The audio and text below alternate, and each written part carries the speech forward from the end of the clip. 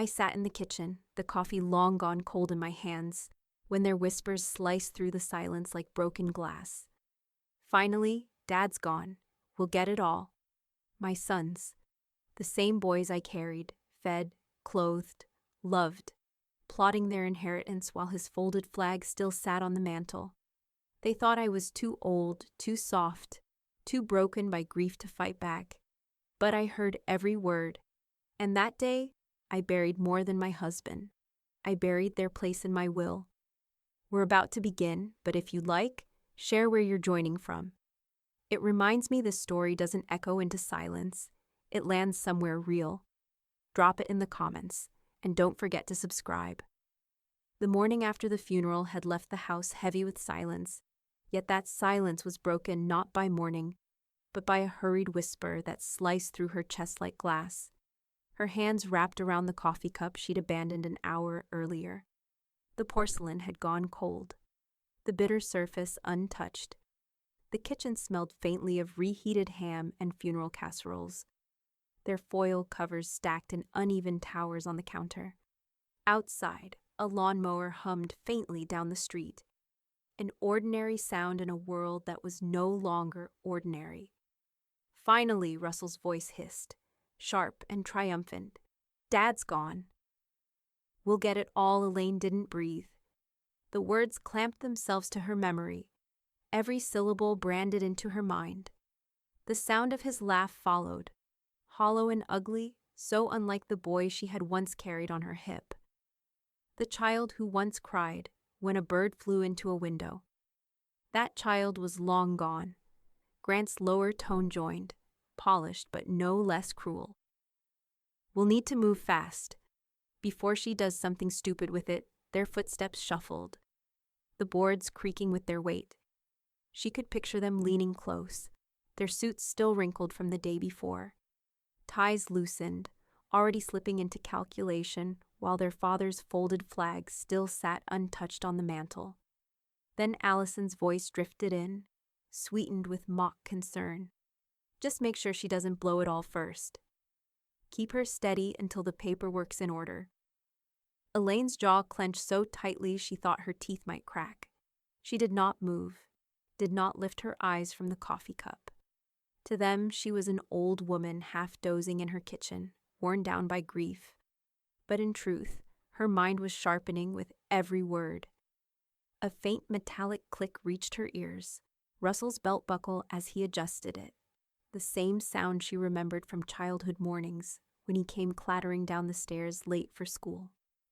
Memory twisted, soured.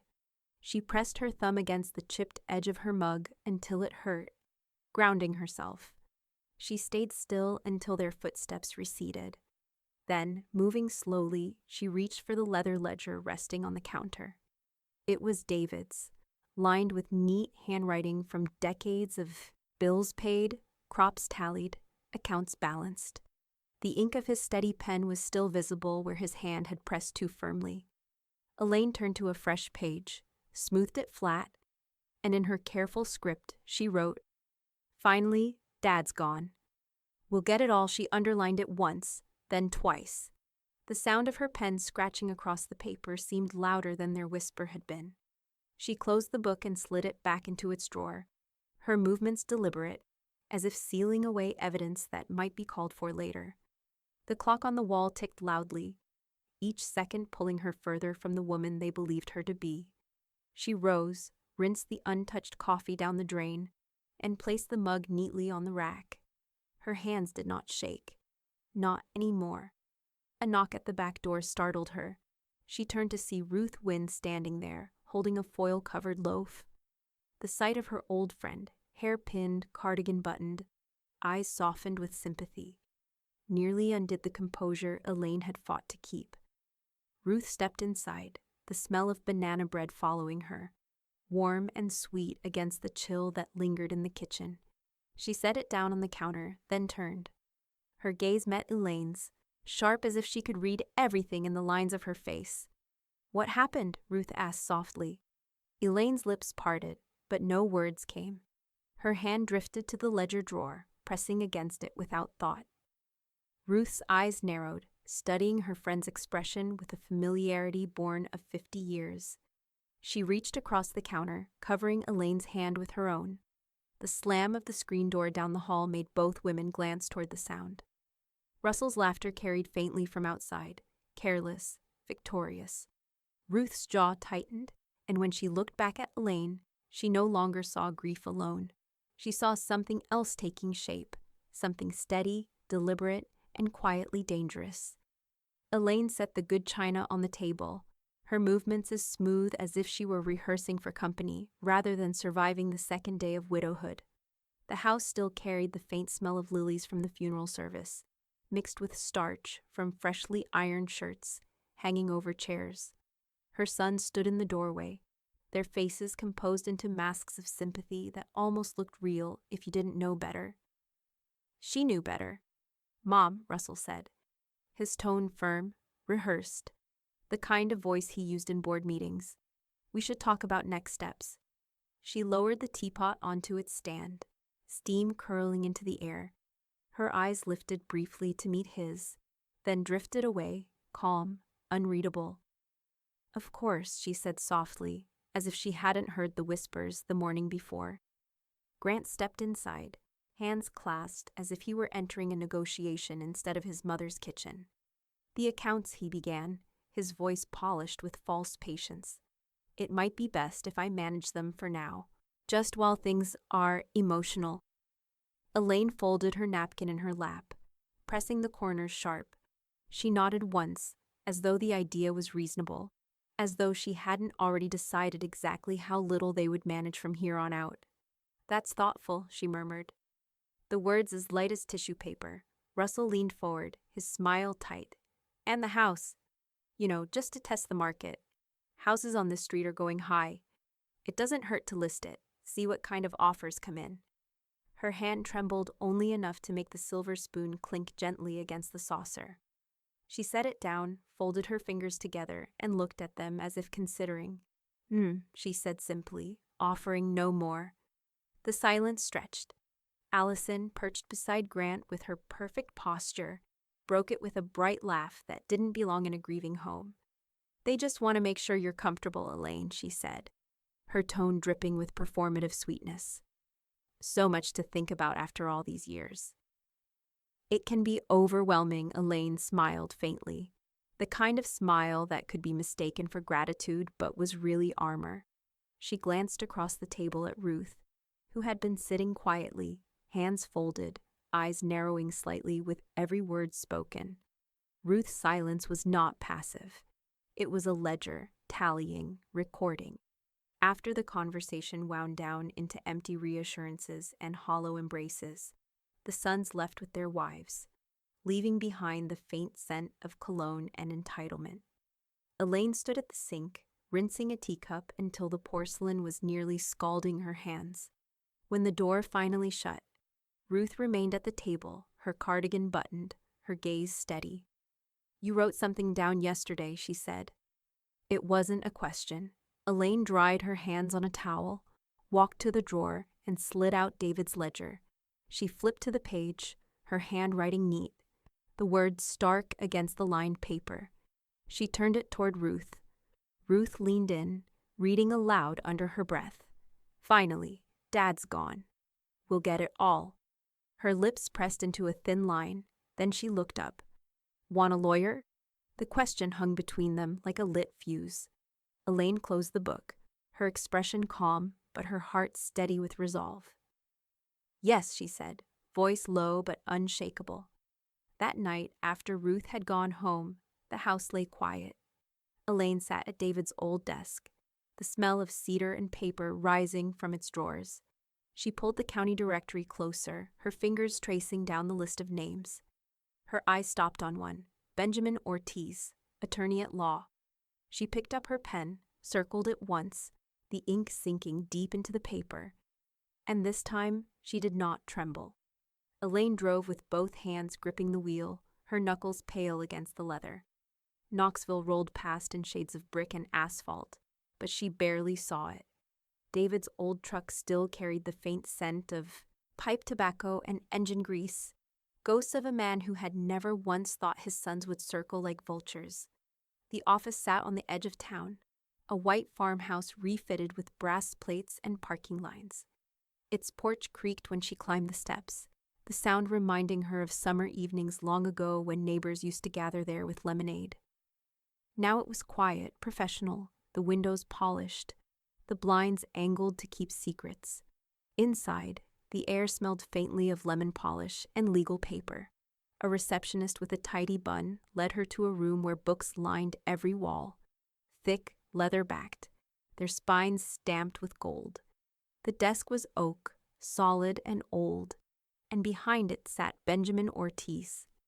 He rose to greet her, a tall man with calm eyes and the posture of someone who had seen storms before and never flinched. Elaine handed him a single typed page. No preamble, no polite chatter. The page carried the exact words she had overheard, the names of her sons, the date, and a line typed at the bottom in her steady hand. Goal. Lock them out completely.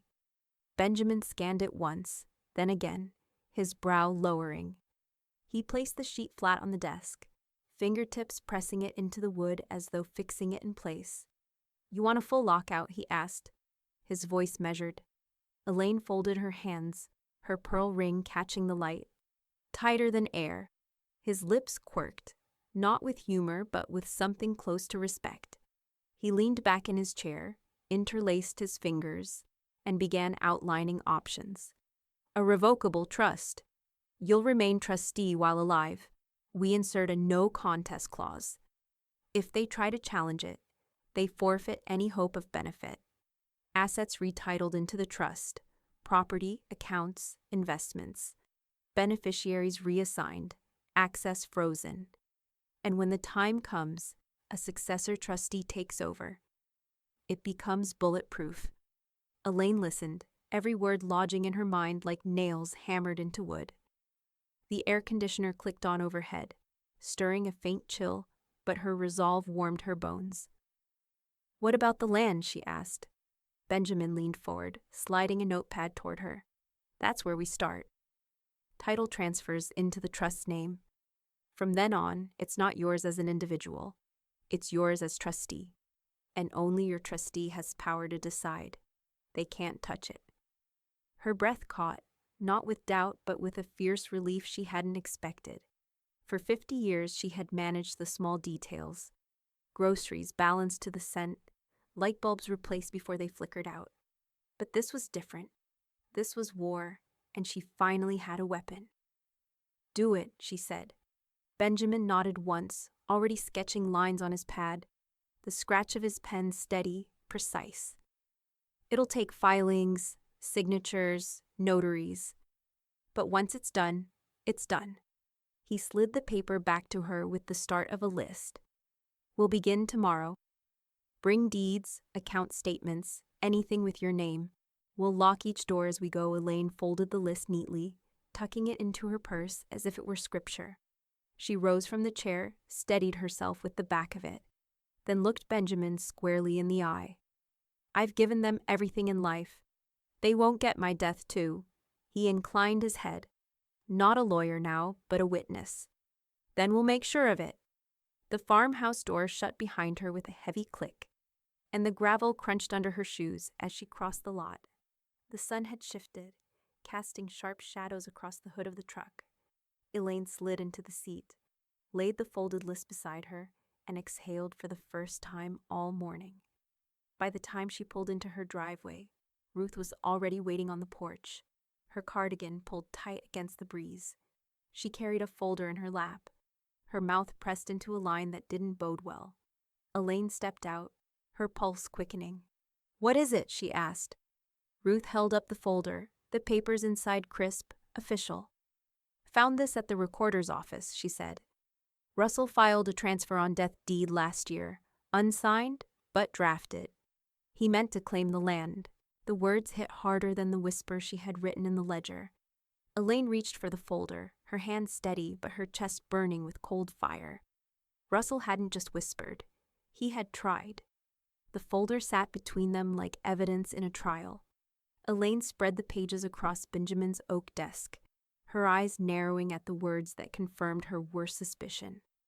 Russell's name was printed neatly in the drafter's block, alongside legal jargon that clawed at the borders of her property line, like vines creeping up brick. Benjamin adjusted his glasses, scanning each line. His face betrayed little, but the steady tap of his finger against the margin carried weight. A transfer on death deed, he said at last. If you had passed first, it would have shifted the land to him instantly. Convenient, irrevocable, once signed. Elaine's throat tightened. I never saw this, never signed it, which means it holds no power. His voice stayed calm, but his eyes flicked to hers, sharp. Still, it shows intent. Preparation. He drafted this before your husband was even gone. Elaine's pulse thudded in her ears. She pressed her palm flat against the paper, as if pinning it in place. He was planning while David was alive. Benjamin gave a slow nod. It looks that way. The farmhouse office smelled of coffee gone cold, and dust stirred from old books. Outside, rain had begun to fall, pinging faintly against the tin roof. An unhurried metronome that underscored every word. From her chair beside the desk, Ruth shifted. She leaned forward, squinting at the notary block in the corner. I know that handwriting, she said.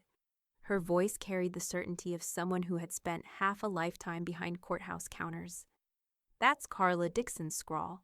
She refused to sign this. Must have smelled something off. Benjamin looked up. You know her? 30 years as county recorder's clerk, Ruth said, with a small shrug. Carla told me once she wouldn't notarize papers when a man hovered behind his mother, pushing too hard. She didn't trust the tone. Looks like she stood her ground again, Elaine breathed out. Slow and steady, though her hands trembled in her lap. She thought of Russell standing tall, pressing a pen into her hand one day, when she was too distracted to question. If not for Carla's instinct, she might have lost everything before she even knew the battle had begun. Benjamin turned the paper sideways, then slid it into a folder marked VOID. He snapped the metal clasp shut with finality. It's disqualified. And now, he said, opening a fresh document with a crisp edge, we'll retitle every acre into your trust. No gaps, no handholds for them to grab onto later. Elaine leaned closer, reading as his pen glided across the first form. Her name shifted from individual ownership to trustee of the Elaine Rowland Trust. The simple change felt monumental, as if steel bars had been placed around her legacy. The afternoon blurred with stamps, signatures, and seals. Benjamin's assistant entered and left with steady efficiency, carrying documents to be recorded with the county. Each paper signed was another lock clicked shut, another layer of glass between Elaine and her son's greedy reach. By the time Benjamin slid the final stack into a heavy envelope, the storm outside had eased into mist. He tapped the envelope twice. It's done. From this point forward, they can't touch the land. You are trustee, and only trustee. Russell's draft is nothing more than a failed grab. Elaine reached for the envelope, her fingers brushing the cool paper. For a brief second she closed her eyes, seeing the rolling pasture, the oaks that had shaded family picnics, the red barn David built with his bare hands. Safe. All of it. Safe. Ruth's voice broke the quiet. He'll hate this, you know. Elaine opened her eyes, her expression calm but edged with fire. Good. Let him. The drive home felt lighter than the one that had carried her there. Rain-washed streets glistened beneath the setting sun. The world scrubbed clean. Elaine parked in her driveway, the gravel crunching under the tires, and carried the envelope inside as carefully as if it were an infant. She placed it on David's desk, smoothed her hand over the flap, and felt the solidness of what she had reclaimed. Her phone buzzed on the counter. A new message lit the screen. Grant. Mom, Dad would want you to be smart about all this. Elaine's thumb hovered over the phone, the glow of the words catching the sharp planes of her face. Smart, she thought. That was exactly what she intended to be. The courthouse smelled faintly of toner and floor polish. the air too cool against Elaine's skin as she signed her name for the fourth time that morning.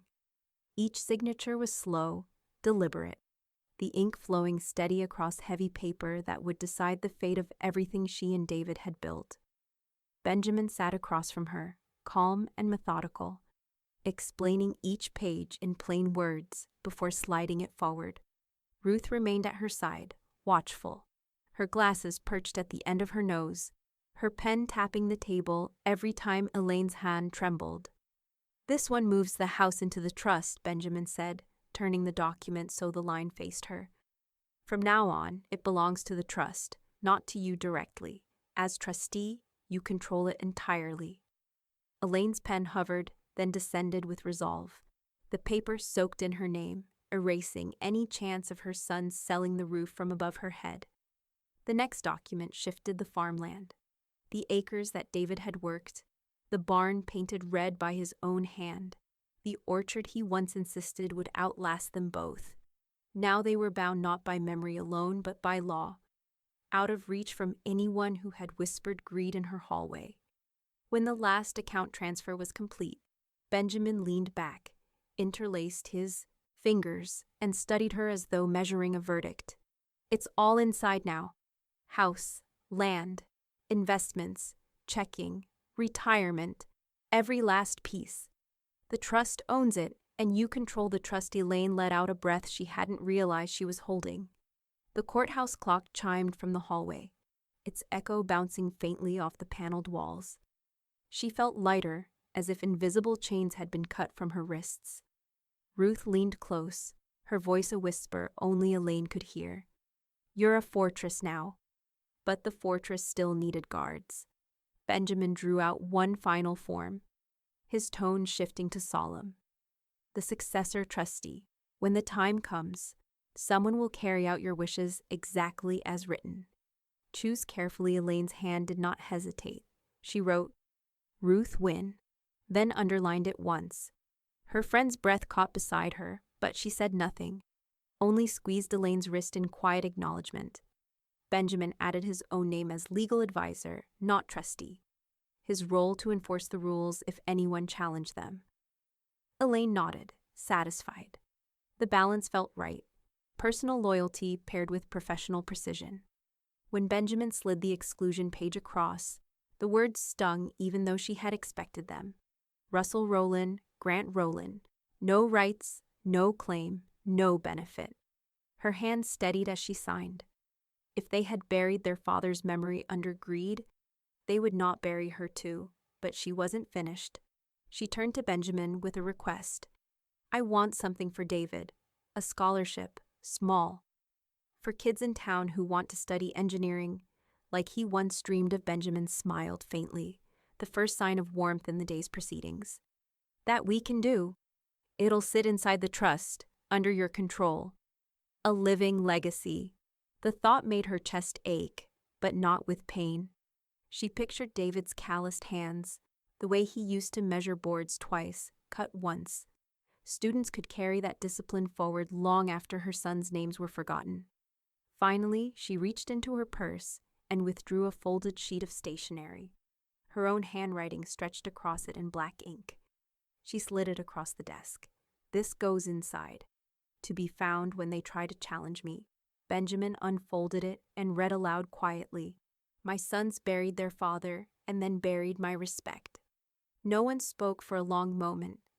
Then the notary, silent until now, pressed her seal into the corner with a heavy stamp.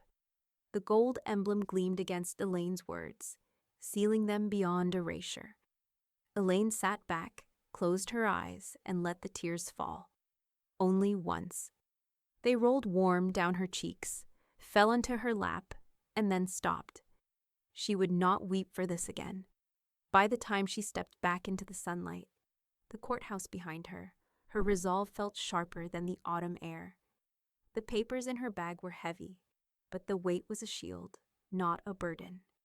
That evening, after tea with Ruth and a quiet walk across her land, Elaine sat at David's desk. She opened her email, scrolling past condolences and neighborhood notices until a new subject line caught her eye. From Allison. We'll be stopping by Saturday to look at furniture. Elaine's fingers stilled on the keyboard. The trust was sealed, but the vultures hadn't yet realized the feast they imagined was gone. The sound of the U-Haul's brakes carried up the driveway before Elaine even saw it. The boxy, orange and white truck lurched to a stop beneath the oak tree, its sides still wet from morning dew. Russell hopped out of the cab first, his shoulders squared like a man arriving to claim a prize. Grant followed, smoothing his shirt, a clipboard in his hand. Allison emerged last, her smile bright but her eyes calculating as they swept the porch. Elaine stood at the top step, porcelain teacup in her hand, steam curling into the crisp Tennessee air. Her cardigan was buttoned neatly, her hair pinned back with care. She looked like a hostess, not a barricade. And yet the way she held herself, back straight, chin lifted, made it clear who owned the ground beneath their feet. "Morning, Mom," Russell said, already halfway up the walk. His voice was cheerful in tone but hard at the edges. "We thought we'd help get things sorted." The truck's ramp clattered down, the echo startling a pair of crows from the fence. Elaine didn't flinch. "You brought a moving truck to a house that isn't moving," she said, her voice calm, almost pleasant. Grant offered a smoother smile, holding up the clipboard like evidence. "We just made a list. Furniture, heirlooms, things that need organizing." Allison thought it would be better to start sooner rather than later. "Less painful for you in the long run." Elaine sipped her tea, unhurried. The liquid was hot, steadying. "I see." From inside the house, Ruth appeared in the doorway, carrying her own mug. She moved with the quiet patience of someone who had seen schemes like this before. She settled into the chair by the entryway table, notebook open on her lap, pen poised. "Let's make this easy, Mom," Allison added, stepping forward in her pressed jeans and pastel sweater. "We can help you decide what to keep and what to let go. You don't need the burden of all this." Elaine's gaze slid past them toward the U-Haul, where moving blankets and straps waited like silent accomplices. She set her cup carefully on the porch rail, wiped her palms against her skirt, and stepped closer to the threshold. "There's nothing here that belongs to you," she said evenly. Russell stopped short, blinking. "Mom, that's not—" Before he could finish, Elaine reached for the small black speaker on the table. A calm male voice drifted out, steady and deliberate. "Benjamin Ortiz." "I'm on the line," the attorney said. "Mrs. Rowland asked me to listen in today." Grant's smile faltered. "You called your lawyer?" "I did," Elaine answered. Her tone was firm, final. "And he's here to remind you this is still my home." Russell's jaw tightened. "We're your sons." "And I am your mother," Elaine returned, steel hidden beneath her measured words. She lifted a folder from the table and held it out. The cream paper gleamed in the morning light. "This is an overview of the trust. Read it carefully. It explains everything." Grant took it, his polished calm cracking as his eyes skimmed the lines. "You put the assets in a trust." "All of them," Elaine confirmed. Her voice did not waver. Allison leaned in, her smile sharp now. "Elaine, you're confused. We just want to help. Why make it harder than it has to be?" Elaine's hand brushed the edge of the folder, pulling it back before Allison could snatch it. "Confused is not what I am." The silence stretched. Birds chirped in the maple branches above, oblivious to the storm unfolding on the porch. Russell shifted forward suddenly, his shoulder brushing Elaine's as if to push past her into the foyer. "Russell," she warned, but he pressed harder, testing the space. Elaine did not move. Behind her, Ruth lifted her phone, the faint click of the camera slicing through the tension like glass breaking. Russell froze, his weight hovering just inside the doorway. Ruth held the phone steady, her voice sharp and certain. "That's trespass, and now it's documented." Elaine's heartbeat pounded in her ears, but her face remained composed as she placed her hand firmly on the doorframe. For the first time in years, her sons looked uncertain. 2 days after the U-Haul standoff, Benjamin filed a trespass advisory with the Knox County Sheriff's Office. The language was simple but sharp. Any uninvited entry by Russell or Grant Rowland would be treated as criminal. Elaine held the stamped copy in her hand, the blue seal crisp against the paper, and felt the first true breath of control fill her chest. On the porch, a new camera lens glinted beneath the eaves. A second one blinked red from the foyer corner, its light reflecting faintly on the polished wood floor. Elaine tested the app on her phone, watching herself move through the hall in real time. The sound of the tea kettle whistling in the kitchen reached her through both the air and the speaker. Technology had become her sentry. Ruth arrived that afternoon with a leather-bound notebook, pages numbered and margins ruled with precision. She flipped it open and wrote the date, time, and summary of the last confrontation, her handwriting crisp. Every knock, every call, every word, they go in here, she said, her tone matter of fact. Courts don't care about feelings, Elaine. They care about records, Elaine nodded, her hand brushing the edge of the notebook. Then we'll give them records. But the Suns were not done. A letter arrived, not to Elaine directly, but blasted across email chains to cousins, neighbors, and distant kin. Grant had written it, his style polished, his tone dripping with false concern. Our mother isn't thinking clearly since Dad passed. We're only trying to protect her interests before outside influences take advantage. We ask for understanding as we navigate this painful time. Elaine read it twice, her pulse steady. Ruth read it over her shoulder and made a disgusted sound low in her throat. Outside influences? That's you he's aiming at. Elaine folded the letter neatly, slid it into a folder labeled Fabrications, and said nothing. Her silence was not surrender, it was strategy.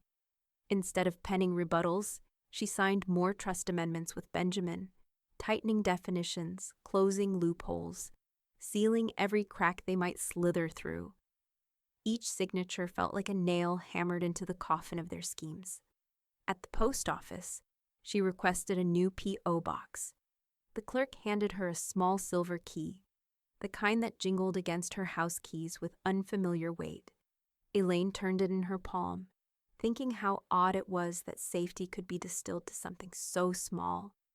From now on, all bank statements, legal notices, and correspondence would arrive here, not at the house her sons prowled like wolves.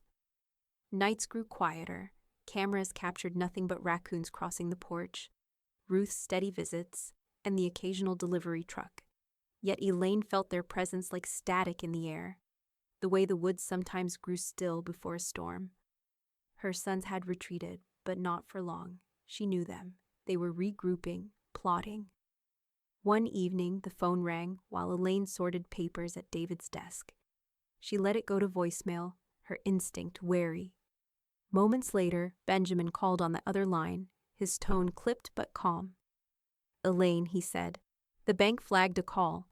Someone phoned pretending to be you, same social, same address, same details. They asked to reset your online access." Her fingers froze on the desk, the papers sliding slightly under her palm. "They recorded the attempt," Benjamin continued. "The bank flagged it as fraud immediately and locked your account. I'm sending you the transcript." The caller's voice? His pause was pointed. It was Russell. Elaine closed her eyes, inhaling the faint smell of cedar rising from David's old desk. Her sons had crossed the porch, and now they were trying to crawl through wires and passwords, shadow versions of the boys she once raised. Her eyes opened, sharp as glass. The line had been tested. Now it was war. The phone rang at 8:12 a.m., just as Elaine was setting her teacup on the saucer. The number flashed with the bank's logo, familiar yet unsettling at this hour. She answered, her voice steady though her stomach tightened. "Mrs. Rowland," the caller's tone was polite, clipped. "This is the fraud department. We need to verify whether you requested an online access reset for your checking account ending in 4193. Elaine's free hand gripped the counter edge, the smooth wood pressing into her palm. "No," she said firmly. "I did not." A pause followed, paper shuffling faintly in the background. "That's what we suspected. The caller had your social, your address, and attempted to answer security questions. But the voice didn't match your file recordings. We flagged the account and locked all online access until you reset in person. Her throat burned with quiet fury. Do you have a record of the call? Yes, ma'am. We'll send the transcript and audio to your attorney of record. The line clicked closed. Elaine set the phone down carefully, though her hands itched to slam it onto the counter. Her sons weren't just circling anymore, they were lunging. She called Benjamin immediately. His calm voice was a balm, though anger simmered beneath it. I'll file a digital fraud report with the bank and sheriff's office, he said. It creates a documented trail. This isn't a family squabble anymore, it's identity theft. Good, Elaine said, her tone clipped. Then we'll treat it as such. By mid-morning, she was sitting at David's desk with Ruth beside her, a legal pad open between them. Passwords scribbled in pencil were scratched out, rewritten, and lengthened. Two-factor authentication codes pinged her phone with every reset. The keys on her laptop clattered like rifle fire as she typed. Each change, another barricade. Ruth kept count, checking off boxes with a firm stroke of her pen. Bank, brokerage, insurance, utilities. Now email. Elaine nodded. Her back straight though fatigue tugged at her shoulders. Everything gets sealed. The next day, Ruth drove her to the DMV, the smell of coffee and rain-damp upholstery filling the car. The waiting room buzzed with chatter, fluorescent lights humming overhead. Elaine stood in line, her folder clutched tight, until her name was called. When the clerk compared her new Real ID photo to the old, Elaine felt the shift. Gone was the woman with a soft smile taken 10 years ago. The new image reflected someone harder, eyes sharper, jaw set. Her signature scrawled across the pad with precision, a fresh shield against forgery. Afterward, they visited the credit bureau office, where Elaine froze her reports with the swipe of a pen. No new accounts, no inquiries. Nothing moves without my say. The clerk nodded, tapping the request into the system, each keystroke another brick in her wall. By evening, all utility accounts, electric, water, gas, had been retitled under the trust. Even the internet bill now carried the name of the fortress she'd built. Elaine closed the folder with a snap, the papers stacked neatly, victory in orderliness. But her sons were not silent. Allison's voice appeared not in Elaine's kitchen, but online, a social media post spreading like smoke. Elders need protection from manipulative advisors. Sometimes grief makes them vulnerable, and it's up to family to intervene before they're taken advantage of. The comments trickled in, neighbors clucking sympathy, acquaintances praising the concern. Elaine read the words on her phone screen while seated in her garden, the scent of damp earth rising around her. She did not reply. Instead, she clipped a rose from its stem, dropped it into a vase, and whispered to herself, "They'll learn soon enough who needs protection." Days passed without knocks on the door. The cameras caught nothing but squirrels darting across the porch. Silence at last. But silence rarely meant peace. On Friday, Benjamin called, his voice steady but edged. "Elaine, a letter came today." She heard the crisp paper unfolding on his desk, even over the phone line. Russell has hired counsel. They're moving to contest the estate. Elaine's grip tightened on the receiver. The fight had left the porch and the phone lines. Now it was marching into court. The summons arrived on thick cream paper, its lettering formal, impersonal. Elaine unfolded it at her kitchen table, the same place she had once packed school lunches for the boys, now listed as petitioners. Russell Rowland and Grant Rowland v. Elaine Rowland. The claim? Pre-death probate interference. They weren't just circling anymore. They were dragging her into the open, claws out. Benjamin sat across from her, his glasses low on his nose, the document resting beneath his hands. They're arguing you're being manipulated, that you lack capacity, that you're not competent to manage your estate. His voice was calm, but the words landed like stones. Elaine folded the paper carefully, aligning the corners with precision. Then we show them what competence looks like. The courtroom smelled faintly of polish and damp wool the morning of the hearing. Wooden benches creaked under the weight of onlookers, neighbors, distant cousins, a handful of curious townsfolk. Word had spread quickly, as it always did in Knoxville. The Rowland sons were suing their 73-year-old mother. Russell sat in a navy suit at the plaintiff's table, jaw set, eyes darting toward the gallery. Grant leaned close, whispering, smoothing the lapels of his jacket.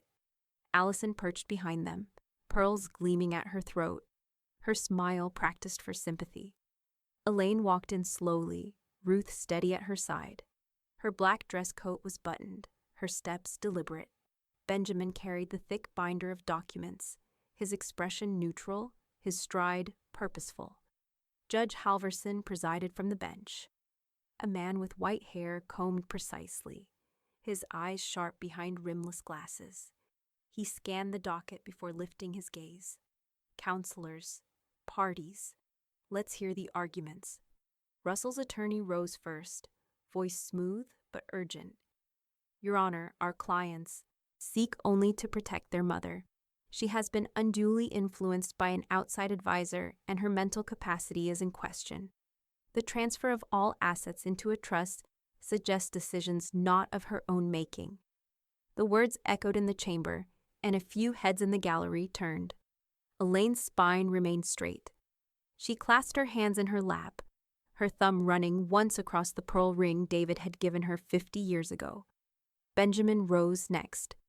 Your Honor, the allegations are baseless.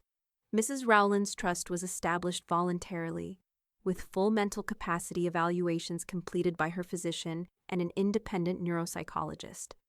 Both signed affidavits are before you. He slid 2 documents forward, pages stamped and notarized, the ink still sharp. Judge Halverson flipped through them, his brow lifting slightly. Noted, Benjamin continued, his tone precise.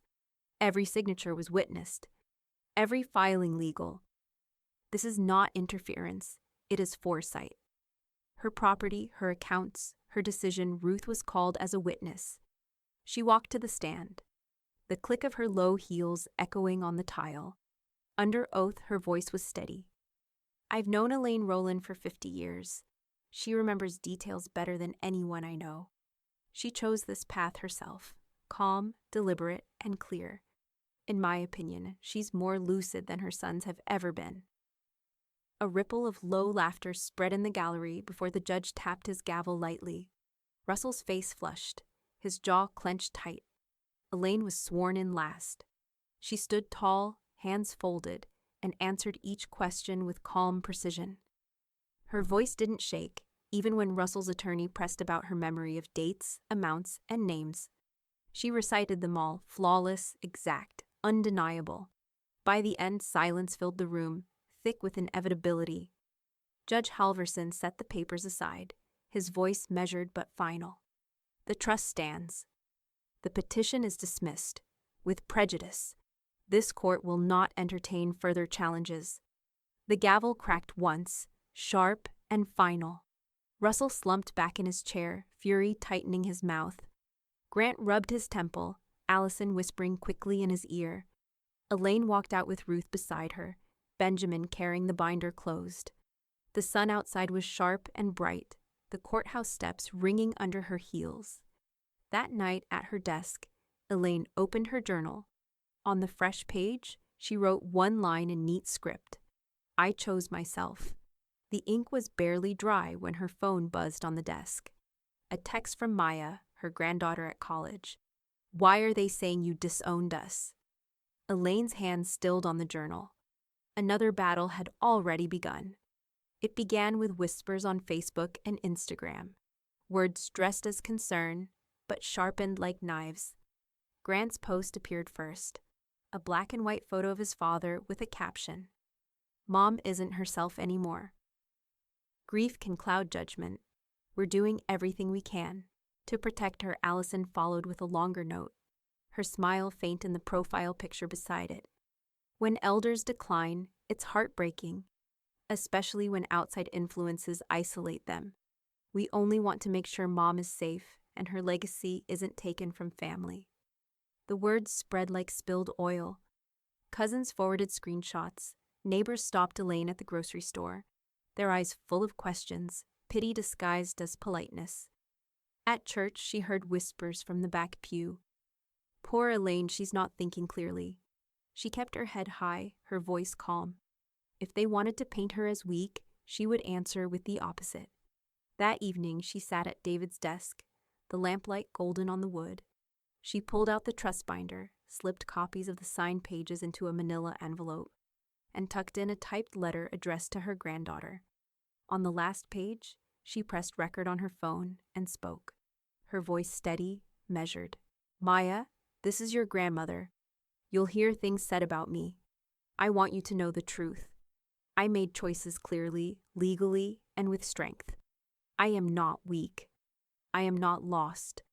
I chose myself, and in doing so, I chose you. When she sealed the envelope, the sound of the tape pulling across the flap echoed like a verdict. 2 days later, her phone rang.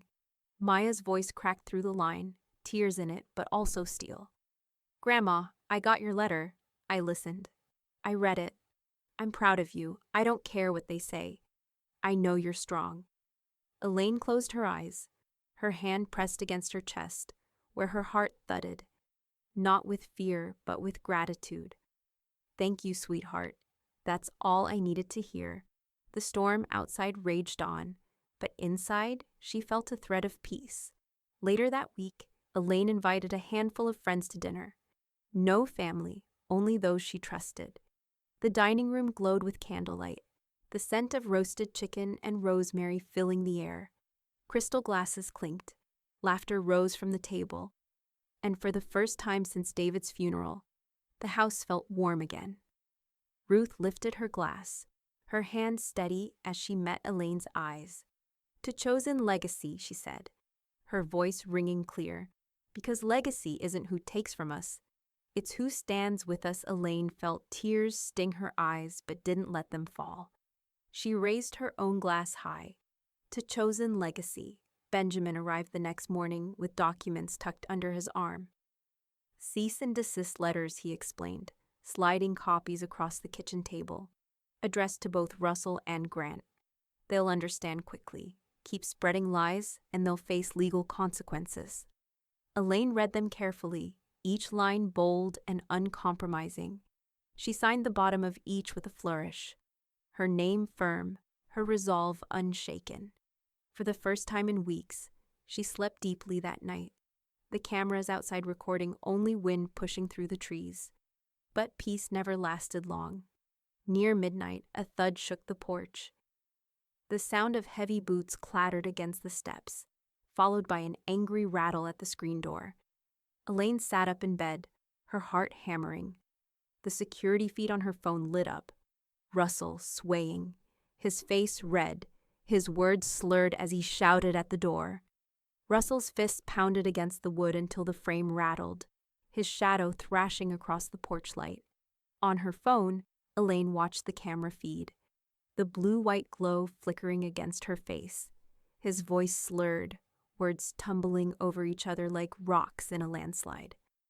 Mom! You can't keep me out. This is my house, too. She stood in the foyer, robe pulled tight, breath even. For a moment she thought of the boy he once was, chasing fireflies barefoot in the yard. But the man on her porch wasn't that boy. This one was red-eyed, erratic, drunk, and dangerous. With calm precision, she pressed the sheriff's number. The dispatcher answered on the second ring. Knox County Sheriff's Office. This is Elaine Rowland, she said, her tone even. My son is on my porch, intoxicated, trying to force his way in. Cameras are recording. Please send a deputy, the dispatcher confirmed the address. Minutes later, flashing lights painted the neighborhood in blue and red. The cameras caught the deputy stepping onto the porch, body cams blinking. Russell staggered backward, his words tangled. She doesn't know what she's doing. She's confused. She needs help. Elaine didn't open the door.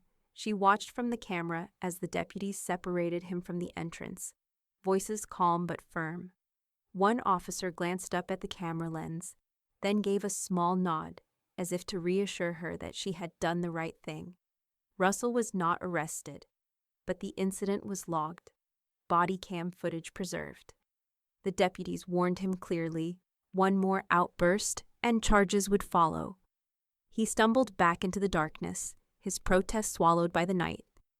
Inside, Elaine exhaled slowly. Her house was quiet again, except for the faint ticking of the mantel clock. The next morning, Benjamin arrived at the farmhouse office with the video already downloaded, the sheriff's incident report in hand. "This works in our favor," he explained. "We'll add protective conditions to the trust. Any act of harassment or trespass will disqualify them further, in case they try to angle back later." Elaine nodded, her lips pressed into a thin line. Put it in writing. Back home, she reinforced her defenses. A locksmith installed a new deadbolt, the heavy click satisfying final. Motion sensor lights washed the porch in bright white each time a leaf fluttered past, a stark warning to anyone tempted to try again. Ruth arrived with a thermos of soup and her ever-present notebook. She scribbled the date and details as Elaine recounted the night. "Every word matters," Ruth murmured, her pen scratching across the page. "Judges don't like noise, they like records." 2 days later, Elaine sat in the courthouse again, but not for a hearing. This time, she filed her own victim impact statement, her handwriting neat and deliberate. She wrote of fear, of violation, of a son she no longer recognized pounding against her door. She signed the bottom, slid the document across the clerk's counter, and felt something shift inside her. Not fear, not grief, authority. The sheriff's office followed up with an official warning letter, delivered by hand. Elaine held it in her palm, the language blunt. Next violation will result in charges of trespass, harassment, or both. The deputy who handed it to her tipped his hat and said, "He won't get another free pass." That night, she sat at David's desk, the envelope resting beside the lamp. The room smelled faintly of cedar and paper, the scent steady, grounding. She ran her fingers along the polished wood, then across the steel. Lock on the front door, and for the first time in weeks, she slept without the camera feed glowing beside her bed. 3 mornings later, as autumn light filtered across the lawn, the mail carrier brought a certified letter. Elaine signed for it, the pen smooth in her hand, then carried the envelope inside. She slid it open carefully with David's old pocket knife. The signature at the bottom stopped her cold. Grant. The letter shook faintly in Elaine's hands, not from nerves, but from the weight of the words. Grant's handwriting was neat, deliberate, every loop and curve designed to project sincerity. Yet the sentences bent sideways, never quite landing where they pretended to. "Mom, I'm sorry for how things unfolded." Russell went too far. "You know I've only ever wanted what's best for you. We can work this out privately, without lawyers or paperwork between us." Elaine's lips pressed into a thin line. The words sorry and best carried no warmth, only strategy. She pulled a red pen from the drawer, the same one she once used to mark school essays her boys brought home. Slowly, she circled the phrases that twisted truth. Went too far. What's best for you? Work this out privately. In the margin, she wrote in clean block letters, deflection, control, isolation tactic. Further down, another line stood out. Dad would never have wanted this wall between us. Elaine underlined it twice, then noted beside it, weaponizing David's name. By the time she finished, the letter looked less like an apology and more like evidence. She slid it into a manila folder marked Filed Manipulations and closed the drawer with a soft, decisive click. On her own stationery, she wrote one sentence in steady, elegant script. "My trust is final. My peace is not negotiable." She sealed it in a plain envelope and sent it through the mail. No flourish, no explanation, just clarity. The following morning, Benjamin called to confirm receipt. "I've uploaded Grant's letter into the trust archive, alongside your response. Judges like a paper trail, and this one is telling Elaine allowed herself the faintest smile. Then it's where it belongs, filed and sealed. Thanksgiving arrived with the smell of nutmeg and cinnamon threading through the kitchen. Maya came home from college, her arms full of books and her voice bright. Together they stood at the counter, mixing batter for David's cornbread, the cast iron skillet heating in the oven. Grandpa used to hum when he stirred this, Maya said, her eyes shining. Elaine's hands paused over the spoon. Yes, she murmured. He always thought a rhythm made it taste better. They laughed, the sound filling the room, warm as the butter melting on the stove. For a moment, the house felt like it used to, before whispers in hallways, before trucks in driveways. Just family, the kind that chose loyalty over greed. After dinner, Ruth appeared with a wrapped box, small but weighty. Elaine untied the ribbon and lifted the lid. Inside lay a bronze plaque, polished to a shine, the words engraved deep. You are the vault. Elaine ran her fingertips over the letters, her throat tightening. Ruth's eyes met hers across the table. Because that's what you are. You held everything together and you locked out what didn't belong. Maya reached for Elaine's hand, squeezing it tight. For the first time in months, Elaine felt not just defended but celebrated. Later, after dishes were washed and the house quiet again, Elaine placed the plaque on David's desk. The lamplight caught the bronze letters, casting a shadow across the trust binder. She traced the words once more with her fingertips, letting them sink into her bones. The phone rang just as she was settling into her chair. She picked it up, Benjamin's voice steady on the line. Elaine, he said, the certification came through. The trust is now complete. Recorded, final, legally sealed. From this moment on, nothing they file can touch it. Elaine's breath caught, not with fear, but with finality. The walls she had built around her legacy had just turned to stone. The courthouse air smelled of old varnish and paper dust, a place where legacies were often unraveled. Elaine sat on a wooden bench outside the clerk's office, the trust binder closed in her lap. Benjamin stood beside the filing counter, his suit immaculate, his tone calm as he slid the thick envelope across the marble. Public summary of the Rowland Trust, he said. The clerk, a young woman with neat nails and a steady expression, stamped the front page with a firm thud. The sound echoed in Elaine's chest like a gavel. Inside that envelope was the twist her sons had never anticipated. While they had been waiting for a will to surface, something they could pick apart, challenge, manipulate, Elaine had left them nothing but an impenetrable trust. No will meant no probate. No probate meant no court battles. No inheritance loopholes. What they had schemed for simply didn't exist anymore.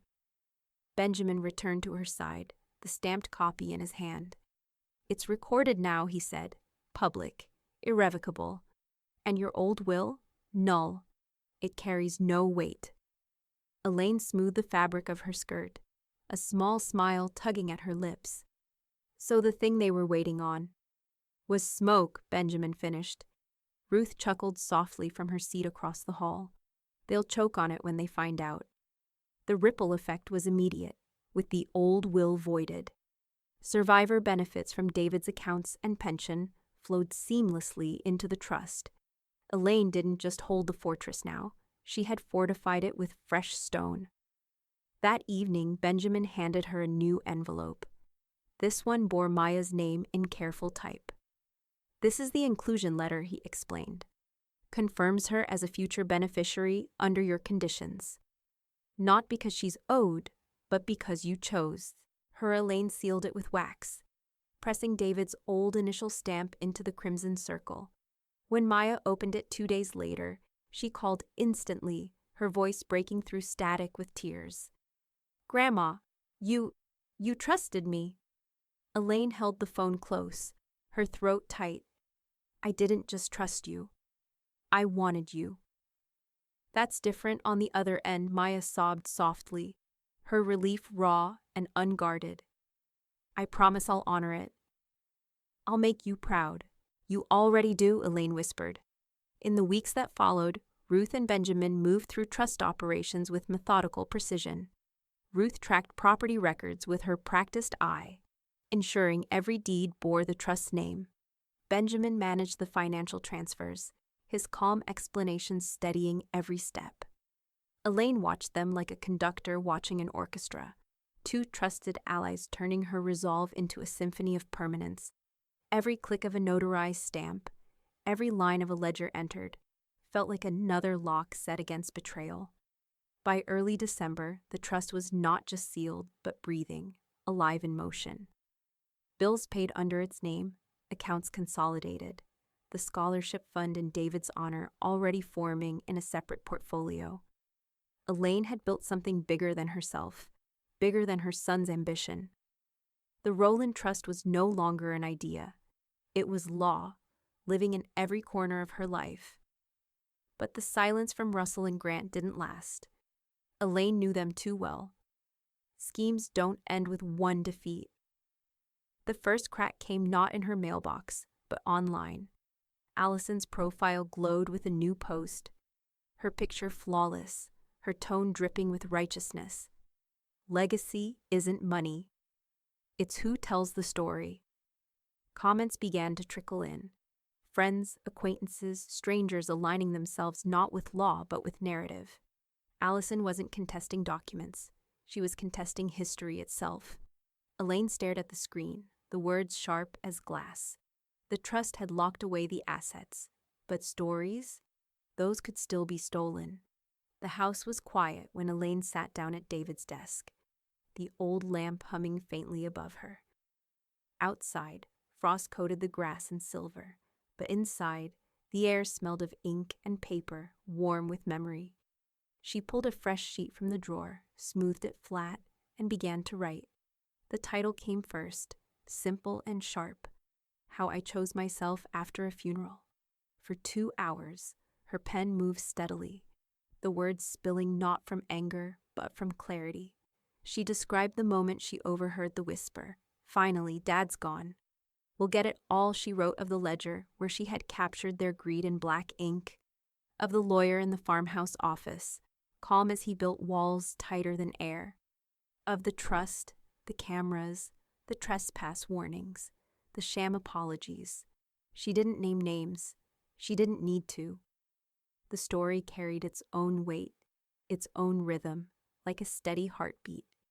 When she finished, the essay stretched across 2 pages, every line deliberate. She signed it only with initials and folded it neatly into an envelope. The next morning, she mailed it to the local senior center's journal, a modest publication that collected stories of life, resilience, and survival. 2 weeks later, the issue arrived. She flipped through until her essay caught her eye. Printed on thick paper, nestled between stories of gardening, travel, and old friendships. No byline, just her words. Anonymous, yet unmistakably hers. Ruth came by with a basket of muffins, set it on the counter, and opened the journal. She read the first line aloud, then looked up, her brows arched. "This is you," she said flatly. Elaine's lips curved, just barely. "You think so?" Ruth tapped the page with her fingertip. "I don't think. I know. I can hear your voice between every line." The truth hung in the room, unspoken, but solid. Elaine didn't confirm it, didn't deny it. She didn't have to. Later that week, Benjamin stopped by with another folder under his arm. When she told him about the essay, his brow lifted. "Put a copy in the trust archive," he suggested. "Words are part of legacy, too, not just deeds and titles. Stories carry weight in ways money can't." He slid the printed pages into a protective sleeve, added them to the binder, and closed the cover with care. Elaine watched, a quiet satisfaction blooming in her chest. Her sons could fight the law, they could smear her name, but her truth was now preserved, filed, sealed, and unshakable.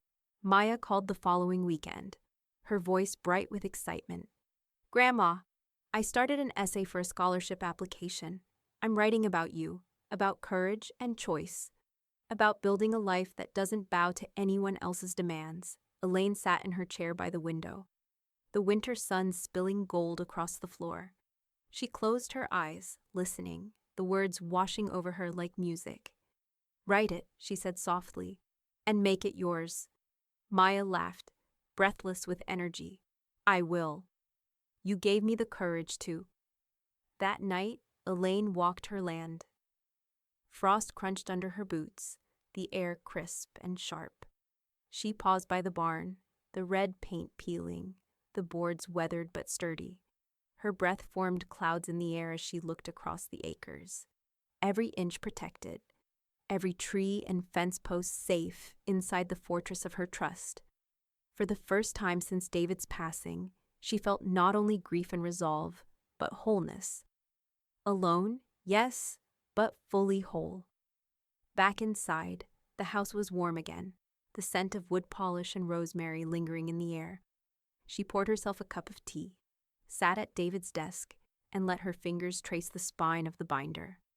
The phone rang. Benjamin's voice was calm, precise. "Elaine," he said, "it's official. The county recorded every document. The trust is final, complete, case closed." Elaine's hand stilled on the desk, her eyes fixed on the ledger drawer where her son's betrayal had first been written. The battle was over. Or so it seemed. Morning light poured through the curtains, soft and golden, dust motes swirling in the beams. Elaine sat at David's desk, the wood worn smooth by 5 decades of bills, letters, and lists.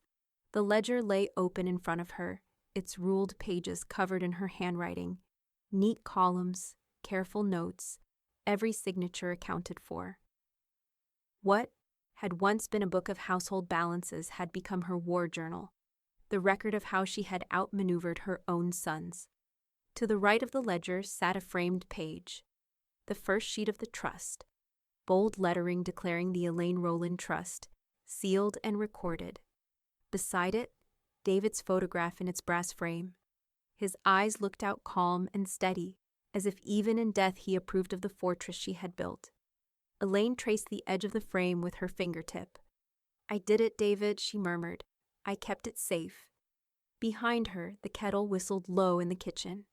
Ruth entered carrying 2 steaming mugs, the scent of chamomile drifting in the air. She set one gently on the desk, then topped off Elaine's cup with practiced care. "You've accounted for every last piece," Ruth said softly, glancing at the ledger. Elaine nodded. "The land, the house, the accounts, even the scholarship fund. Nothing left loose." They sat together in companionable silence, the only sounds the ticking clock on the mantel and the faint rustle of paper as Elaine turned one last page to check her notes. The door creaked open a moment later, and Maya slipped in, her winter coat dusted with frost. She crossed the room quickly, dropping her backpack to the floor before wrapping her arms around her grandmother.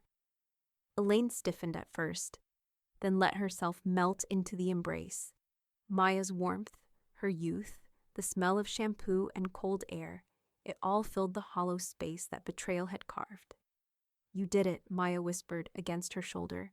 "You really did." Elaine held her tighter. "I chose you." Not them. Maya's tears dampened her sweater, but Elaine didn't mind. For the first time in months, the tears felt like life, not loss. Her phone buzzed on the desk, the vibration rattling against the wood. She picked it up to see Benjamin's name on the screen. The message was short, his words as steady as always. "It's done. You kept everything that mattered." Elaine set the phone down, her hands resting atop the ledger. She breathed deeply, the air carrying the faint scent of chamomile, wood polish, and winter. Ruth raised her mug in a quiet toast. "To the vault," she said, repeating the words etched on the plaque she had given Elaine weeks earlier. Maya echoed her, lifting her own cup of tea. "To the vault." Elaine smiled, though her eyes were wet. She looked at David's photo again, then at the framed trust page, then at the women beside her. This was her legacy, not the sons who had tried to strip her bare, but the people who had stood beside her while she rebuilt herself in stone and ink. For years she had believed her life would end with a simple will, a routine probate, the boys carrying forward the land. Instead, her son's greed had forced her to become something harder, sharper, more enduring. A vault, a keeper of her own name. The clock struck noon, its chime ringing deep through the quiet house. Elaine closed the ledger with care, her palm resting on the cover one last time. She had written every line, recorded every deceit, and turned betrayal into protection. Her gaze returned to David's photograph. She could almost hear his voice in the silence, steady and approving. And then, in her own voice, calm but unflinching, she spoke the truth aloud. The story she had carried since the morning after his funeral. The day after my husband's funeral, I heard my son's whisper, "Finally, Dad's gone. We'll get it all." So I gave everything to a trust and left them with nothing.